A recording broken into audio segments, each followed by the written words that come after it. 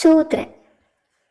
ഇത്രത്തോളം വന്ന് മിത്രങ്ങളെ കാണാൻ മാത്രം എത്ര കാലമായി ഞാൻ തത്രപ്പെടുന്നു.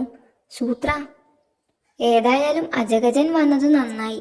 പുതിയ ഗുഹ കണ്ടിട്ട് പോകാം. ഞങ്ങളുടെ പുതിയ ഗുഹയാ, ഇന്നു താമസം തുടങ്ങുകയാ. പാലവും പുതിയതാ. ആഹാ, കേറിക്കൂടാൻ വേറിട്ട ഗുഹ, കീറിയ പാറ പോലെ. എന്നാ പിന്നെ കേറിയാലോ? ശരിയാ, അല്ലെങ്കിൽ താമസിച്ചു തുടങ്ങാൻ താമസിക്കും. കള്ളനെ പോലെ ഉള്ളിലേക്ക് തുള്ളി തുള്ളി എഴുന്നള്ളുകയാണോ?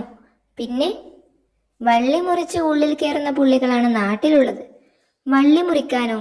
അതെന്തിനാ? കടക്കുന്ന വഴിയിൽ ഉടക്കി കിട്ടിയ കുടുക്കു മുറിച്ചു വേണം കടക്കുന്നതിന്റെ തുടക്കം. സംഗതി കൊള്ളാമല്ലേ? എന്തു കൊള്ളാമെന്ന് എനിക്കൊരു കുന്തവും മനസ്സിലായില്ല. എടോ, ഗുഹയുടെ വാതിൽക്കൽ ഒരു വള്ളി കുറുകെ കെട്ടും.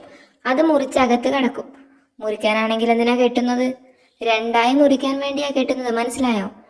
എന്നാ പിന്നെ രണ്ടായി മുറിച്ചിട്ട് കെട്ടിയ പോരെ? മണ്ണാങ്കട്ട, തന്നോടൊന്നും മിണ്ടിയിട്ട് കാര്യമില്ല. മണ്ടത്തരക്കാരെ കണ്ടെത്തിയാൽ മിണ്ടാത്തതാണ് പണ്ടത്തെ പതിവ്. നമുക്ക് ചടങ്ങിലേക്ക് കടക്കാം. തുറിച്ചു നോക്കാതെ മുറിച്ചോളൂ. നമ്മുടെ പാലത്തിലും ഇതുപോലെ വള്ളി മുറിച്ച് കടന്നാലോ? അത് ഞാൻ മുറിക്കാം.